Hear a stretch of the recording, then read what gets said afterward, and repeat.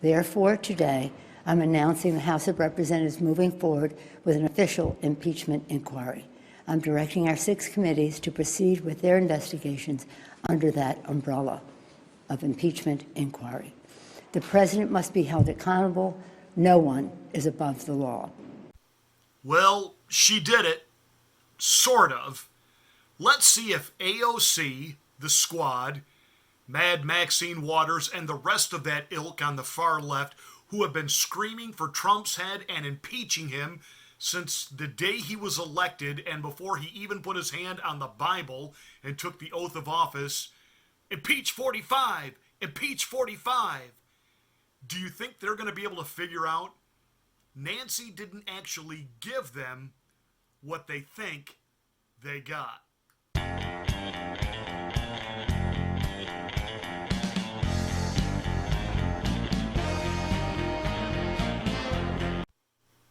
So basically, Nancy Botox Pelosi, also known as a Bond villain, Cruella Demented, had a little press conference today where she formally announced that what they've already been doing, they're going to keep doing.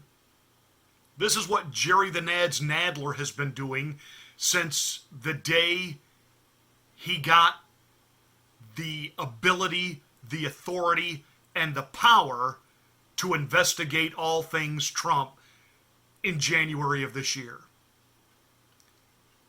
Mad Maxine Waters has been out there, impeach 45, impeach 45. Adam Schiff for Brains has been declaring that he saw the evidence that proved without a shadow of a doubt the Russian collusion narrative, although he never produced it. And even after Bob Mueller kind of, imploded the whole investigation around the Democrats' head, Adam never came out of hiding with this so-called bombshell evidence. And so now all of them are going to be able to continue doing what they've been doing. So really, Nancy gave them nothing other than she gave them a headline. She let AOC and that ilk think, aha, see, this is it. It's a real inquiry now. We're starting the impeachment process. Sweet pea, you didn't vote. You didn't vote. You didn't vote to put together any articles of impeachment. She simply came out and held a press conference that, yes, he has violated the law. I don't know if her dentures were coming loose when she said that, but apparently he violated the law. Sadly, on that day, the Intelligence Community Inspector General formally notified the Congress that the administration was forbidding him from turning over a whistleblower complaint on Constitution Day. This is a violation of law.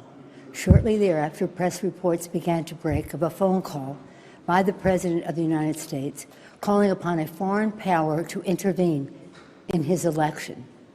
This is a breach of his constitutional responsibilities. The facts are these.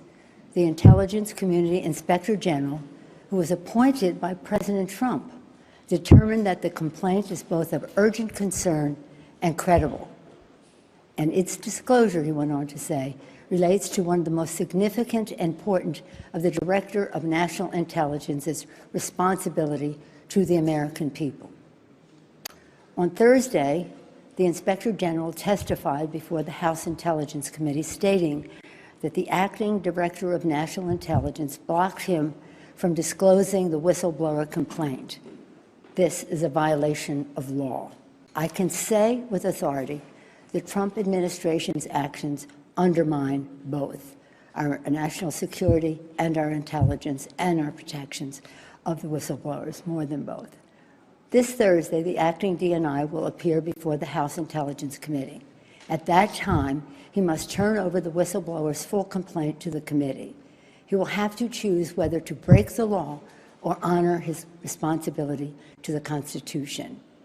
Therefore, today, I'm announcing the House of Representatives moving forward with an official impeachment inquiry. I'm directing our 6 committees to proceed with their investigations under that umbrella of impeachment inquiry. The president must be held accountable. No one is above the law. Notice her whole duck and dodge there. This is a total deflection. I've said, and I will continue to maintain, the president's not worried about this. In fact, on Wednesday, he is going to release the complete unredacted transcript of his phone call with the Ukraine president. So, this whole business of Joe Biden actually doing what they're now accusing the president of. When Joe Biden was vice president, money was to be given to the Ukrainian government.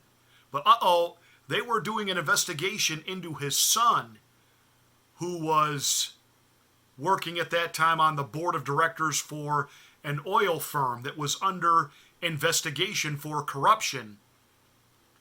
And Joe B., the associate to Barack Obama, he used his power as the vice president of the United States to tell Ukraine, if you want this money, you will call off the investigation and you will fire the prosecutor.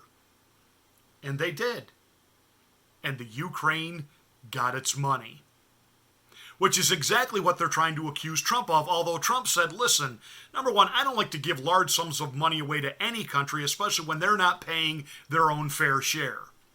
Also, the government was in transition at the time this money was committed to the Ukraine. Before we're going to release anything, we're going to make sure that things are solid and stable. Oh, no, because he'd already called and congratulated the president over there, so he already knew that the government had transitioned and everything was fine. Trump compliments a lot of people. Trump says a lot of things about people who work for him. Oh, so-and-so's a great guy, till he finds out that so-and-so's not a great guy. So the fact that he called and congratulated the Ukrainian president on his victory, that's not out of the norm. But I can see him hanging up the phone, looking at his staff and saying, we're not sending any money over there until we see that they're actually a stable, solid government and no more corruption.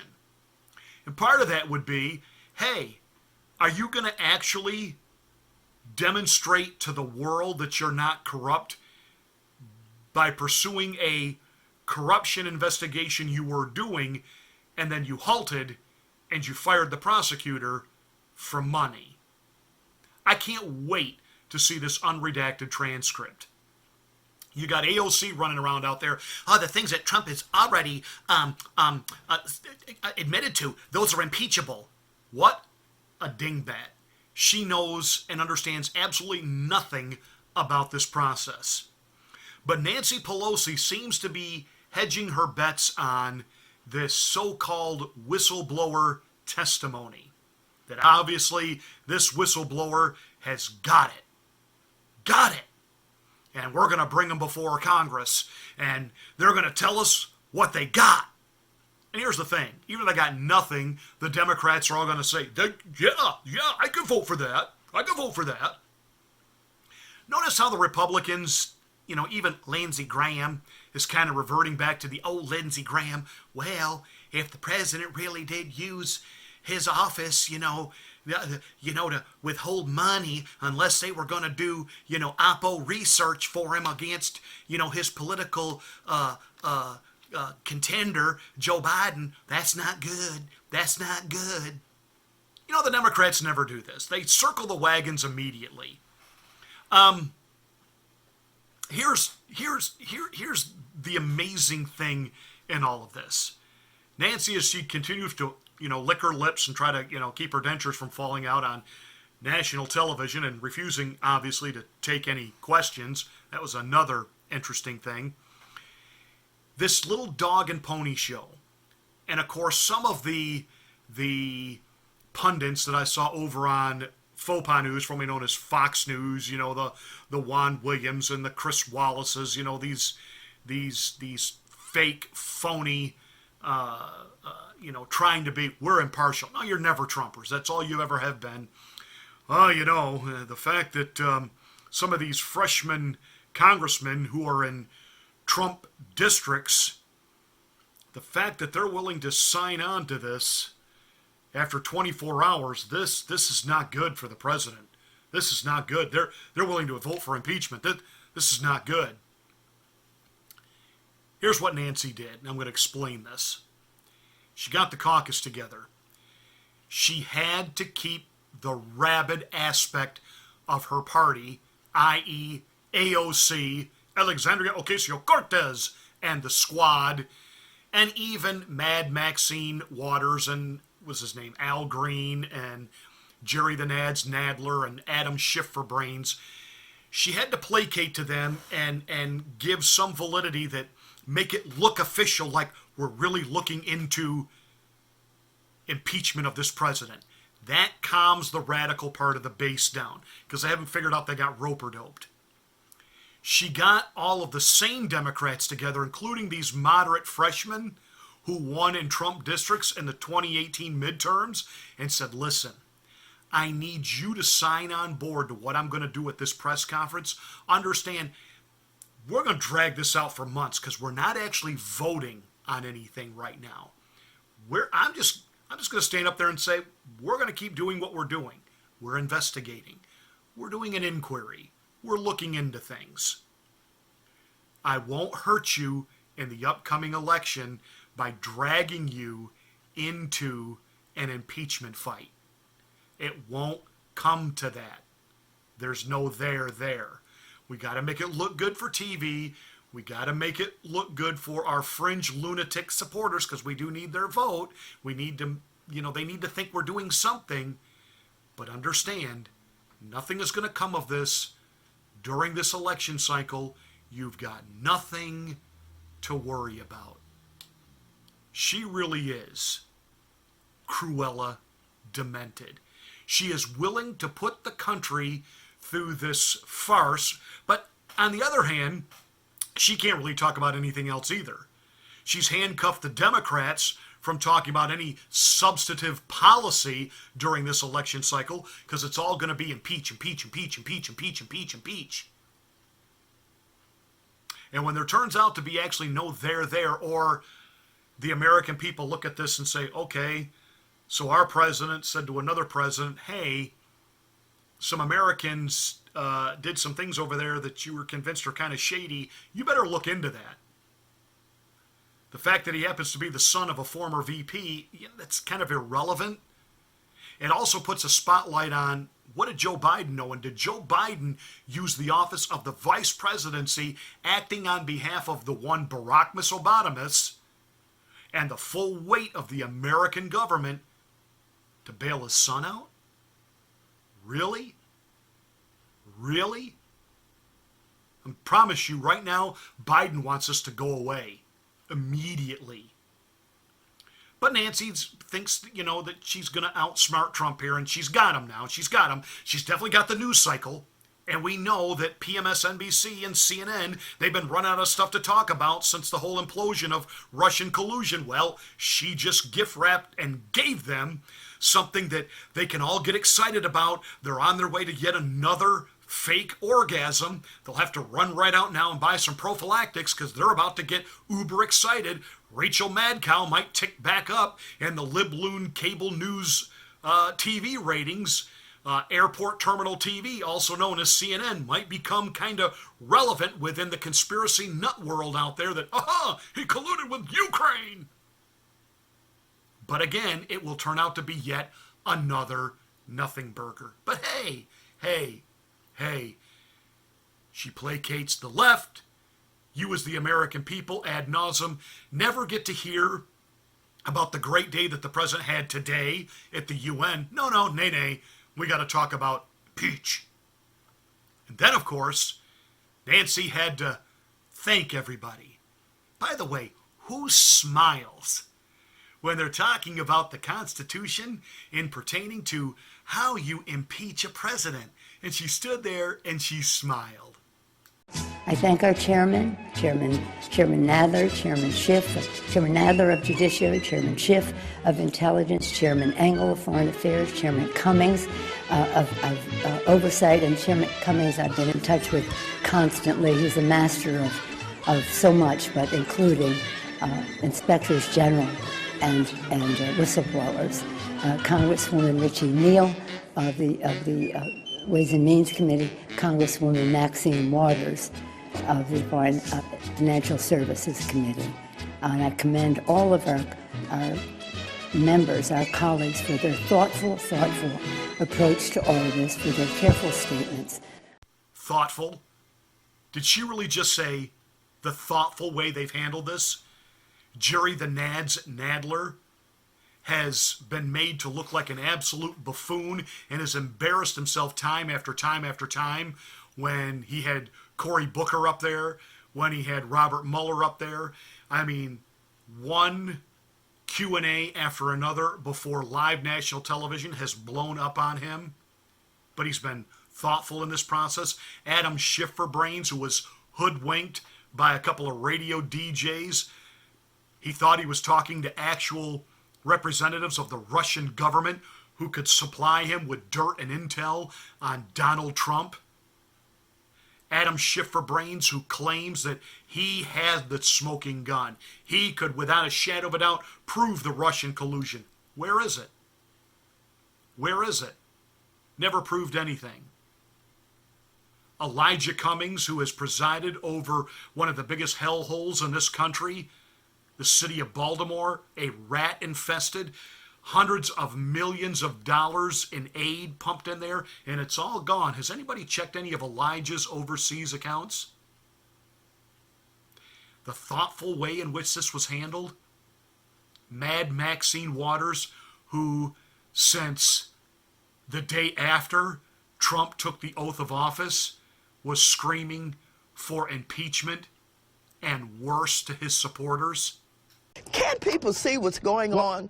Why do you think they hacked into our election? They hacked into the election because they have to make sure that Donald Trump got elected so that he could help them with what I think is a huge deal, not only to lift these sanctions, but to take over, you know, all of these Soviet countries and pull them back into the Soviet Union so that they could have access to all of these resources. It's clear to me. And I just think the American people had better understand what's going on.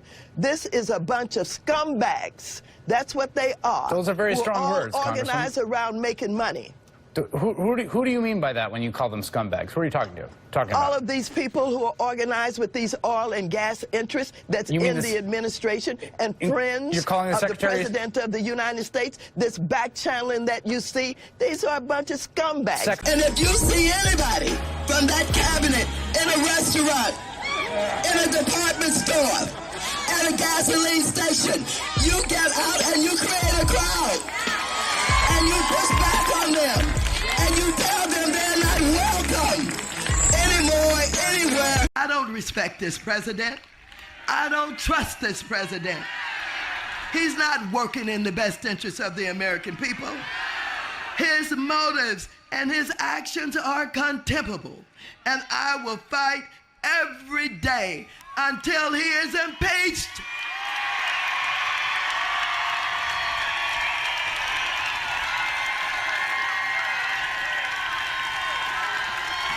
Impeach 45.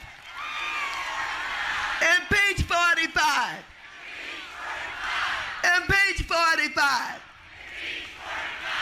People love you and you win. And when your son looks at you and says, Mama, look, you won, bullies don't win. And I said, baby, they don't. Because we're going to go in there, we're going to impeach them. Yeah, real thoughtful.